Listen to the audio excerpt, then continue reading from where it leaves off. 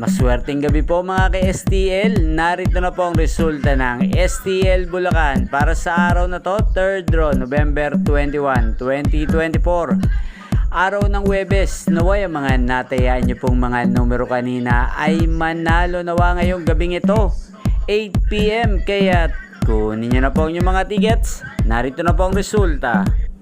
Ang mga nanalong numero sa STL Bulacan ngayong gabing ito, November 21, 2024, 8 PM.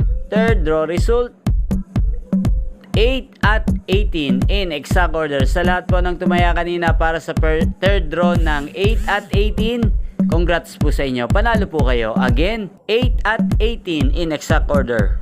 At shoutout po natin ngayong gabing ito sa STL Bulacan si Kuya Ramil. Kuya Ramil ng Bulacan, shoutout po sa iyo. Naway, isa ka po sa swertehin ngayong gabing ito sa STL Bulacan.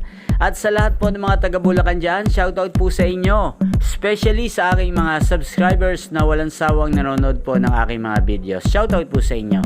Yan, nyo pong napanood ang resulta ng STL Bulacan sa channel na to. Roderick Hernandez TV, maraming salamat po sa patuloy nyo pong panonood at pagsuporta sa aking channel. Magkita-kita pong muli tayo bukas ng alas 11 ng umaga. Thank you for watching.